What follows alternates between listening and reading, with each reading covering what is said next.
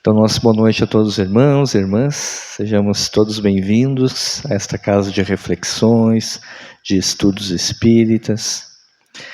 E, para a gente iniciar então as atividades, a gente sempre faz alguns lembretes. Às vezes alguém vem pela primeira vez à casa espírita, não conhece propriamente o procedimento, como é que a gente faz a atividade.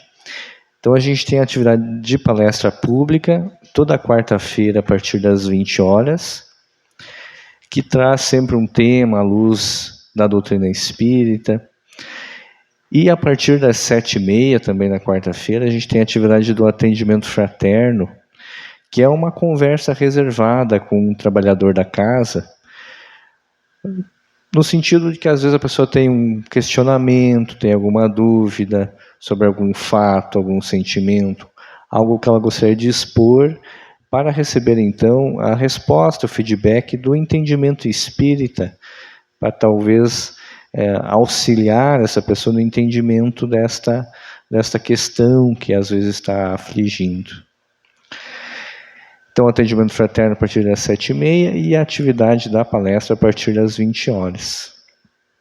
A gente tem atividade também da evangelização infantil, neste mesmo dia e horário, e é uma atividade sempre importante, né, para que os nossos filhos, os nossos pequenos possam desde sempre ouvir a respeito de Jesus, do Evangelho, das lições morais, que são fundamentais, né, para o nosso equilíbrio, para o nosso discernimento na nossa vida adulta. Então, para a gente iniciar as atividades de hoje, eu vou ler uma pequena mensagem de autoria espiritual do Espírito André Luiz, que está lá no livro Sinal Verde. E tem muito a ver com as reflexões que a gente se propõe para a noite de hoje. E o título da mensagem é Desejos. E ele vai dizer assim: desejo é realização antecipada. Querendo, mentalizamos. Mentalizando, agimos. Agindo, atraímos. E atraindo, realizamos. Como você pensa, você crê.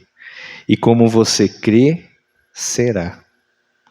Cada um tem hoje o que desejou ontem e terá amanhã o que deseja hoje. Campo de desejo no terreno do espírito é semelhante ao campo de cultura na gleba do mundo, na qual cada lavrador é livre na sementeira e responsável na colheita. O tempo que o malfeitor gastou para agir em oposição à lei é igual ao tempo que o santo despendeu para trabalhar sublimando a vida. Todo desejo na essência é uma entidade tomando a forma correspondente. A vida é sempre o resultado de nossa própria escolha. O pensamento é vivo e depois de agir sobre o objetivo a que se endereça, reage sobre a criatura que o emitiu, tanto em relação ao bem quanto ao mal. A sentença de Jesus, procura e achará, equivale a dizer, encontrarás o que desejas.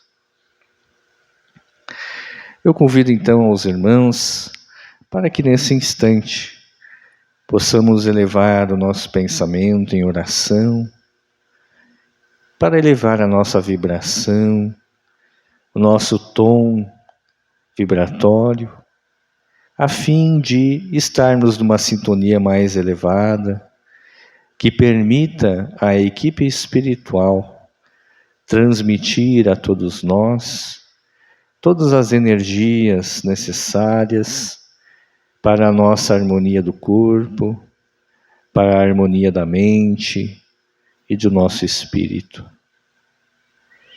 Te pedimos, Senhor, que a Tua bênção de paz, que as Tuas energias de luz possam chegar a cada um de nós, nos encontramos nesta seara, buscando refletir sobre o Teu Evangelho, essa luz, esse roteiro seguro para as nossas vidas. Mas precisamos do Teu auxílio para cada vez mais podermos compreender de uma forma mais límpida todos os ensinamentos de amor que trouxeste quando esteve aqui no plano terrestre. Que possam os espíritos amigos ter acesso à nossa mente, ao nosso coração, transmitindo-nos as intuições, as inspirações que porventura estamos necessitando. Em Teu nome, Senhor, é que iniciamos as atividades da noite de hoje. Que assim seja. Meus irmãos, para a noite de hoje, nós vamos refletir um pouco sobre este tema, o cristão no mundo atual. E o objetivo é que a gente faça uma reflexão interna sobre como que eu estou materializando na minha vida, nas minhas ações, nos meus pensamentos, nos meus sentimentos, os valores, os princípios, os ensinamentos de Jesus. E o mundo que a gente está vivendo hoje nos parece um mundo bastante desafiador para os princípios cristãos. E eu queria trazer para vocês no início algumas notícias que às vezes eu vou esparsamente pegando na internet, porque é sempre bom a gente fazer esse vínculo entre reflexões teóricas e a vida prática, né? E eu estava vendo uma entrevista com o ator Jim Caviezel, acho que é parecido como se fala o sobrenome dele. Esse ator, ele fez o personagem, né, Jesus, no filme A Paixão de Cristo. E eu achei muito interessante quando ele diz que a carreira dele foi muito prejudicada quando ele tomou a iniciativa, aceitou realizar este papel. E ele diz que, conversando com o Mel Gibson, que era o diretor do filme, o Mel Gibson disse para ele: você nunca vai voltar a trabalhar nesta cidade, no caso Hollywood. E aí ele diz que respondeu: todos temos que abraçar as nossas cruzes. Jesus é tão polêmico hoje como sempre foi. As coisas não mudaram muito em 2000 anos. E ele conta que aquilo realmente aconteceu. As portas das produções para que ele tivesse novos papéis em filmes de boa envergadura sumiram.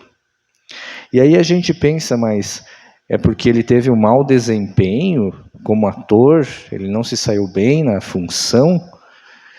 E a resposta é que não. O problema é que ele se disse cristão, reconheceu que sente que ele tem fé em Deus, tem fé nos valores do Cristo. E para o mundo de Hollywood, isso não é uma coisa legal. Cai muito carola, esse cara aí não me interessa. E ele recebeu então essa espécie de cancelamento dentro da sua área, da sua profissão. Uma outra notícia que eu achei interessante, assim, da gente trabalhar nessa noite, é de uma senhora chamada Isabel. Ela dirige a Marcha pela Vida, lá no Reino Unido, que é uma organização que busca combater o aborto como uma forma de saúde pública, né? E ela diz que estava... aí tem essa foto mostrando que ela estava próxima a uma clínica de aborto, rezando em silêncio. E aí alguém denunciou que ela estava lá, E aí veio o policial.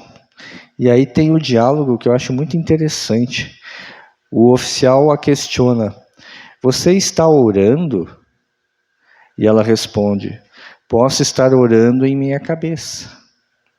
Aí o policial então pergunta se ela estaria disposta a ir à delegacia para que fosse interrogada sobre suas ações. E ela diz: se eu puder escolher, então não. Aí o agente então disse: você está presa. Então ela foi levada para uma delegacia para prestar depoimento, porque ela estava tomando uma atitude contrária à lei, uma lei de proteção do espaço público. Mesmo sem levantar nenhum cartaz, mesmo sem nenhuma atitude ostensiva. E eu acho que isso é muito emblemático de quais são hoje os princípios e valores do mundo, e que o cristão é desafiado a manter-se firme na sua postura de reação a essa tentativa anticristã, de retirar Jesus da nossa vivência coletiva, das nossas regras de conduta e de relação. E a Joana de Ângeles vai nos falar, numa mensagem, dizendo assim: a tragédia do cotidiano entre as criaturas humanas deflui da inadvertência de pessoas e grupos que optam pela dominação arbitrária dos outros e tentam, a seu talante, submeter todos quantos se lhe acercam. E como isso é verdadeiro? Nós estamos enfrentando um período em que se fala de tolerância, de diversidade, desde que você siga a cartilha que está pré-estabelecida. Se você pensa de uma maneira diferente, você sofre as consequências.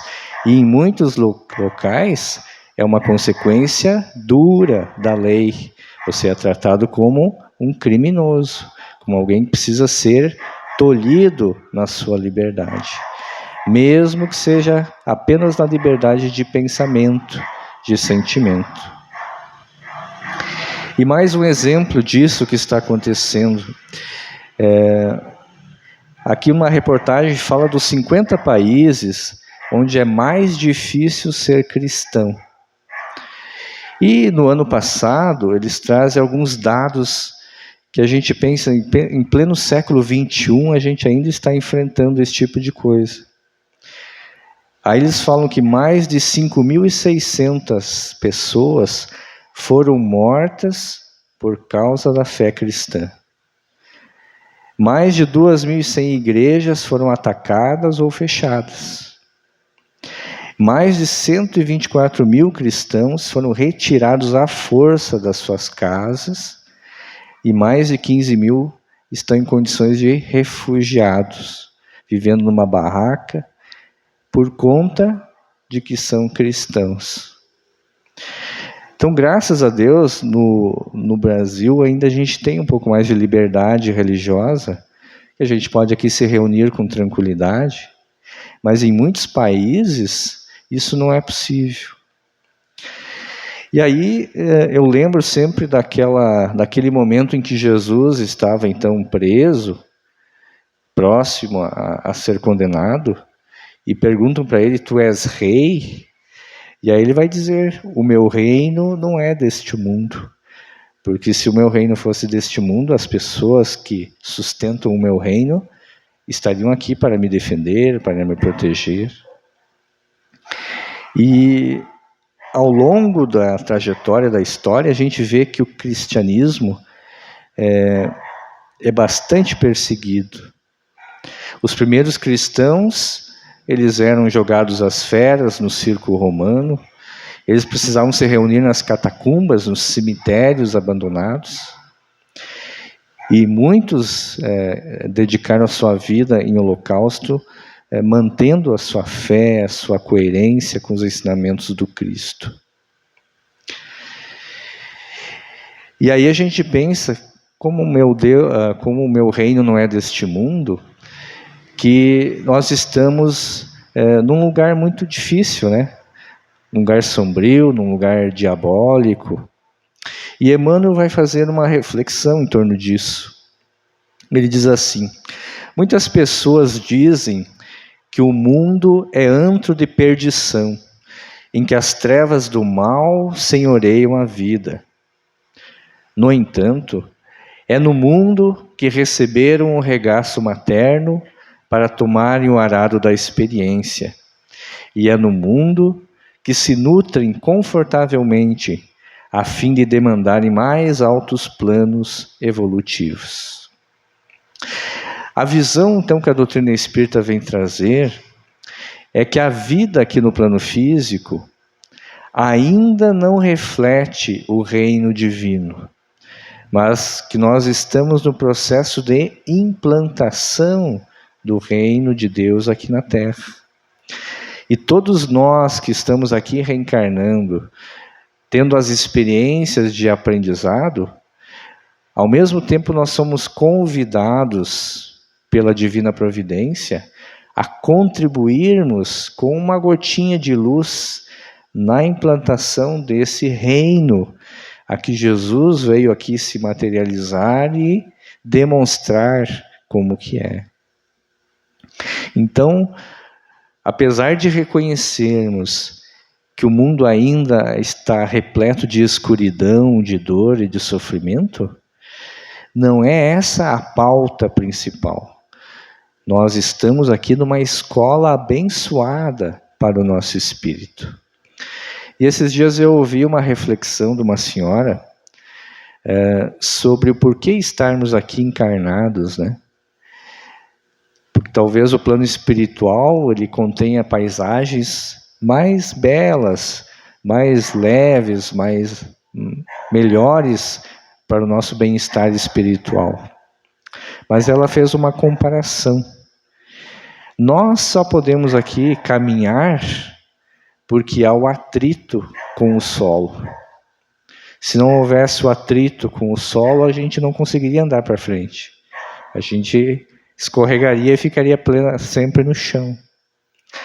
Da mesma forma, a vida, ela nos traz imensos desafios, que são esses atritos com o meio ambiente em geral, a necessidade que a gente tem de trabalhar a gleba, trabalhar o solo para produzir o alimento, enfrentar as tempestades, os vulcões, as enchentes, as coisas que a vida material traz.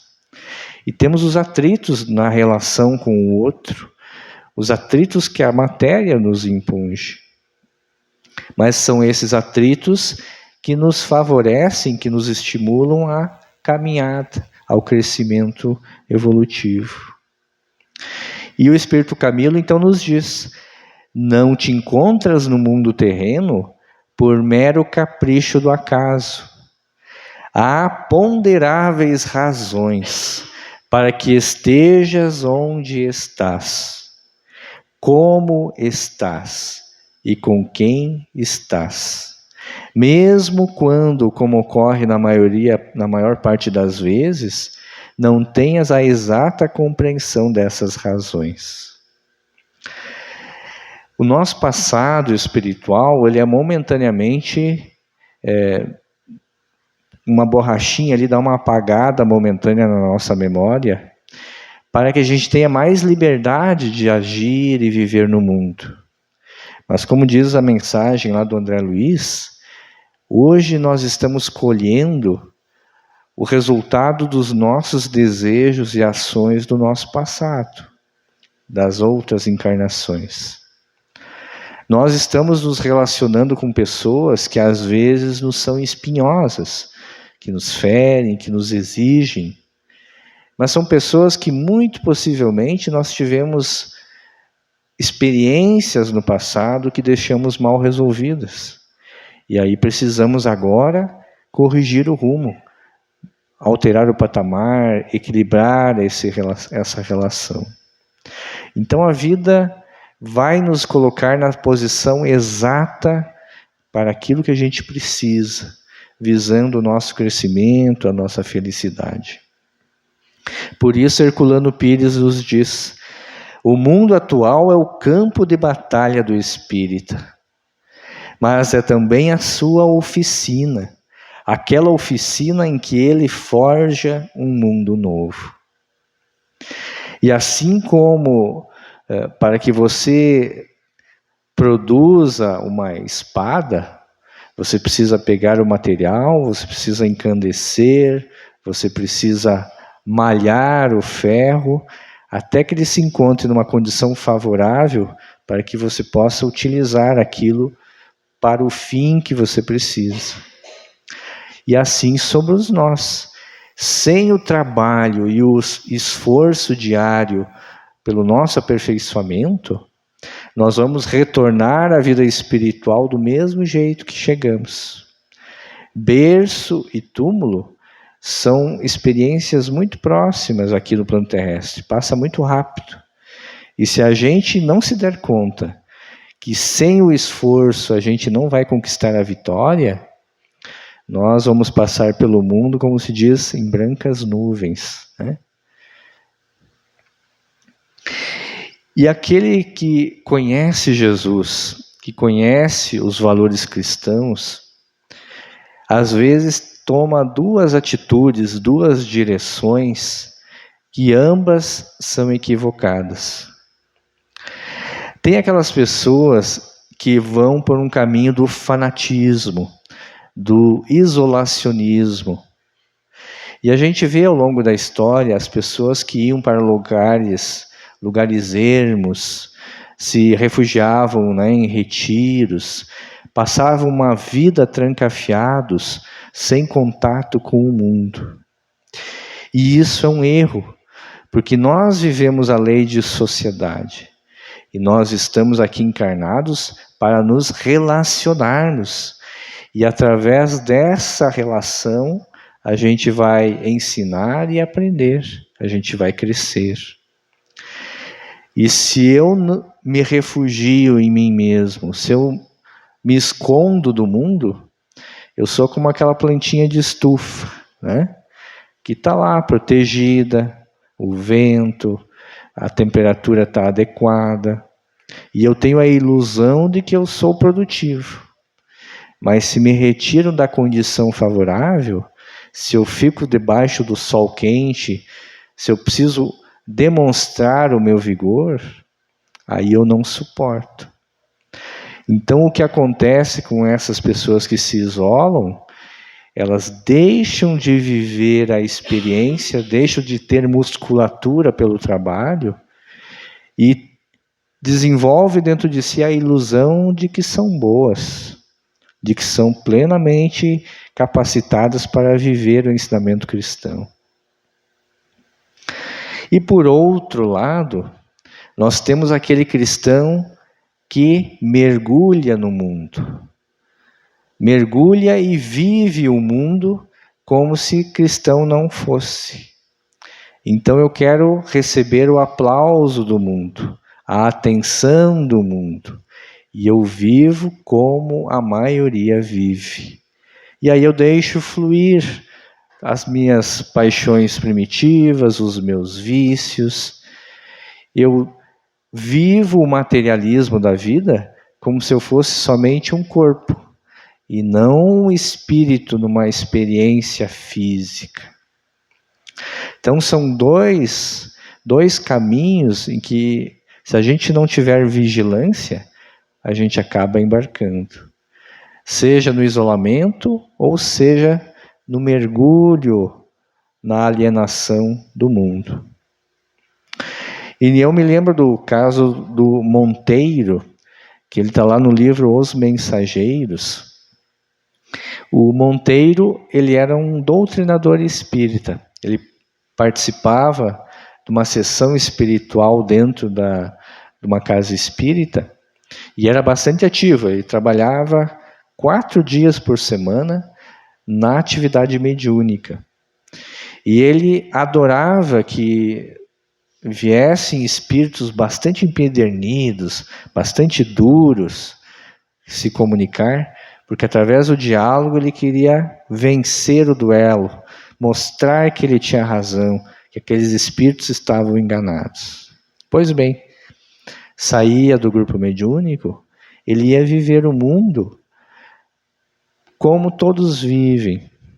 Ele tinha uma casa comercial, então ele vivia dentro de certas regras um pouco questionáveis do ponto de vista tributário, né, da aplicação das regras do comércio. Ele era impaciente, intolerante. Ele xingava as pessoas, por exemplo, vinha alguém no centro espírita, às vezes uma criança, começava a chorar, ele admoestava os pais que não tomavam conta da criança. Ele se zangava por essas pequenas coisas. E aí, o tempo passou e ele desencarna, ele volta para o plano espiritual. Mas se sente numa região de muita escuridão, uma região de sofrimento. E ele ouvia ironias, né, dos espíritos. E ele não entendia. Ele diz, mas eu trabalhei muito dentro de uma casa espírita, quatro noites por semana. Eu fui um cara correto. Como é que eu estou nessa situação? E os espíritos negativos, mas você tem que ter paciência, você tem que ter calma e tal. E ironizavam com ele. Até que ele foi então resgatado e foi levado a uma instância espiritual que é dirigida pelo espírito Eurípides Barçanufo. E lá ele passou então a compreender que ele falava de Jesus, mas ele não sentia Jesus. Na vivência diária ele não vivia como alguém que sentisse os valores do Cristo. E eu acho que isso é uma das coisas que o Espiritismo nos traz com toda clareza. Não adianta parecer bom, não adianta fingir algo que não é aquilo que você sente no coração. Porque mais cedo ou mais tarde você vai se dar conta e você vai se debruçar sobre a tua consciência e você mesmo vai ser o teu juiz e vai te dizer, o que você fez, o que não fez. E é claro que não se exige uma perfeição absoluta que ainda não é do nosso tempo. Mas o que o Espiritismo pede de nós é o esforço para o melhoramento. E é uma atitude de verdade. Seja correto com você mesma, com você mesmo. Reconheça quem você é. Reconheça os teus desejos, as tuas fraquezas. Seja íntegro com você mesmo. Uma outra postura que a gente às vezes tem, que Eurípides vai nos falar, é da gente querer evitar os dissabores, né? Evitar os sofrimentos, evitar o trabalho, a fadiga, e desfrutar do bem-estar, que é a chamada preguiça, né? Nós temos uma tendência natural a levantar os pés do sofá, ou achar que a vida de felicidade é estar na beira-mar, com o suquinho do lado, né?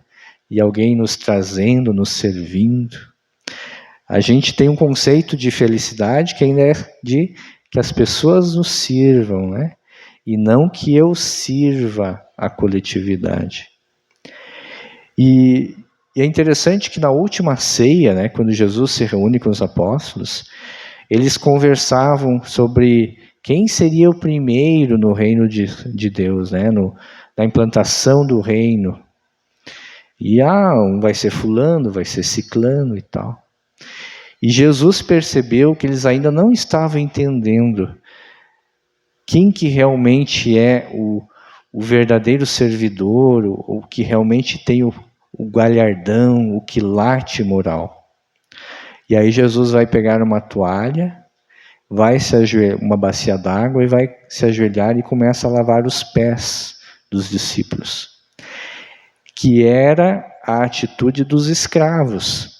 As pessoas da época que tinham escravos, e aquelas eram estradas empoeiradas, Quando a pessoa chegava, então o senhor chegava em casa, o escravo ia com uma bacia d'água e lavava os seus pés.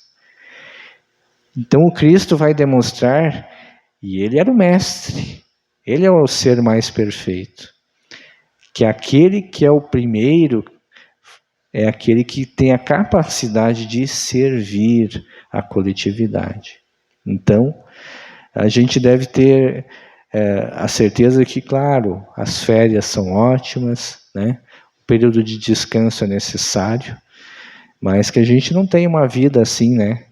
Com esses pés descansando, sem a atitude.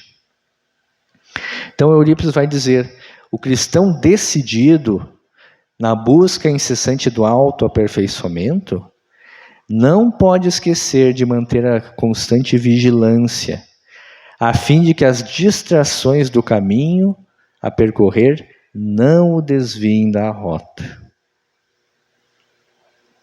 Herculano então nos diz, a luta do espírito é incessante.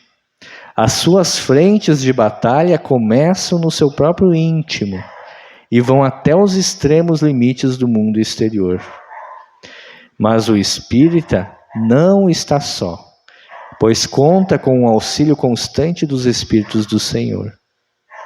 Todos nós contamos com o apoio do plano espiritual. Nossos anjos guardiões, nossos espíritos familiares, as pessoas queridas que já se encontram na vida espiritual, aquelas pessoas familiares que se despediram de nós quando nós viemos para cá no mundo e permanecem lá. Nós temos uma série de pessoas que nos amam e que estão sempre nos auxiliando. Basta que a gente mantenha a nossa luta interna pelo equilíbrio, pela renovação, seguindo o roteiro que Jesus nos traçou.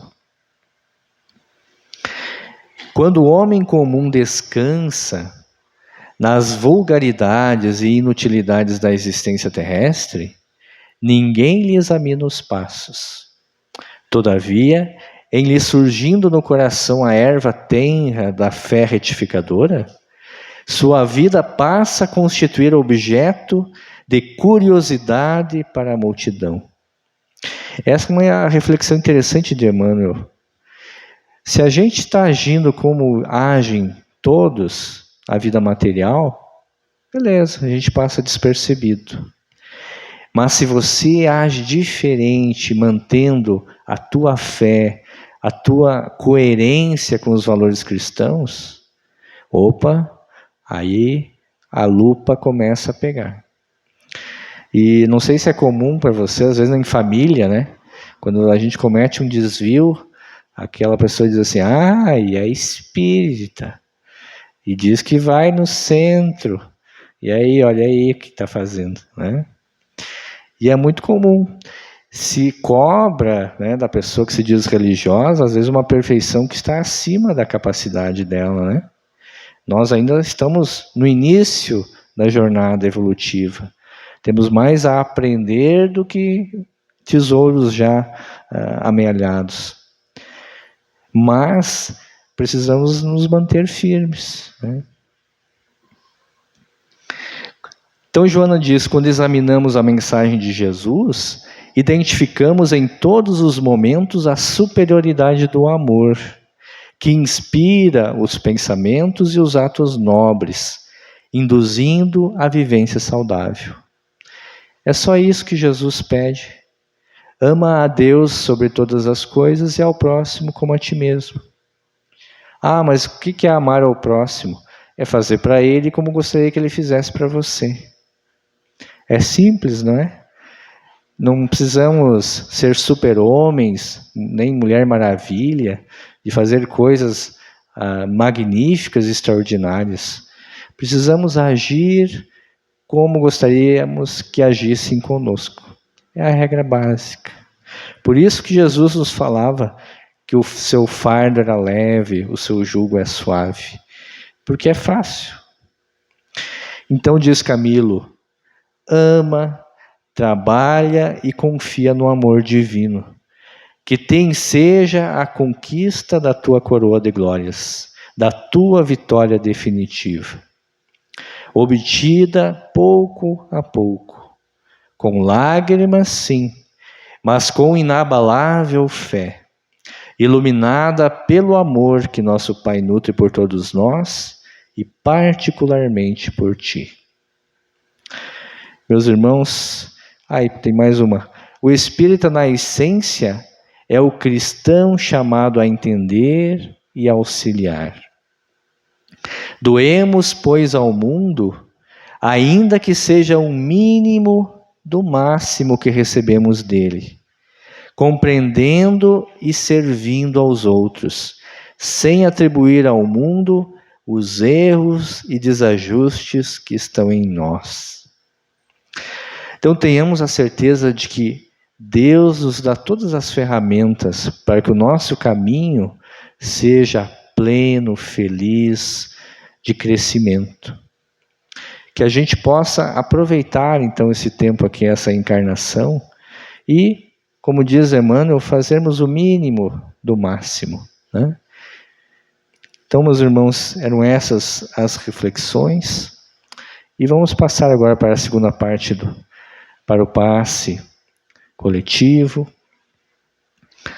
onde buscamos novamente elevar o nosso pensamento a Deus, nosso Pai, ao Mestre Jesus, nosso amigo de todas as horas. Obrigado, Senhor, por esses momentos em que nos encontramos nessa seara de luz, por essas energias salutares que nos trazem ao coração a certeza do teu amparo, da tua inspiração superior. Obrigado por todas as ocasiões em que colocas no nosso caminho elementos de crescimento, de renovação. Obrigado pelo trabalho, pela saúde, pela família, pela inteligência.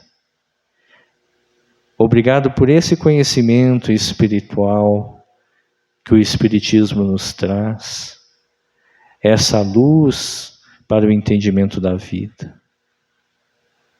Obrigado, Senhor, por essa equipe espiritual que trabalha constantemente, nos protegendo, nos inspirando para o bem, orientando os nossos passos. Que possam, Senhor, todos aqueles irmãos que ainda se encontram distantes da tua presença, distantes dos teus ensinamentos, que possa o teu olhar de paz, de harmonia, as tuas energias de luz chegar nesses corações, despertando a vontade da renovação, o desejo de trilhar novamente o caminho do bem. Por aqueles irmãos que se encontram com a sua matéria em desalinho, que possam os médicos do espaço levar a assistência, os fluidos necessários e, principalmente, possam levar estímulos à esperança, à fé, à coragem, para que possam enfrentar as lutas, as dificuldades orgânicas, com a galhardia, com a certeza de que são elementos purificadores e que um dia, mais cedo ou mais tarde, serão superados, serão renovados e a saúde plena irá retornar. Pai nosso que estais em toda parte, santificado seja o vosso nome. Venha a nós o vosso reino. Seja feita a tua vontade, tanto na terra como no céu. O pão nosso de cada dia nos dai hoje. Perdoa as nossas ofensas, assim como perdoamos àqueles que nos têm ofendido. Não nos deixes cair em tentações, mas livra-nos de todo o mal. Porque sabemos que teu é o reino, é o poder e a glória. Santíssimo Deus e Pai Celestial.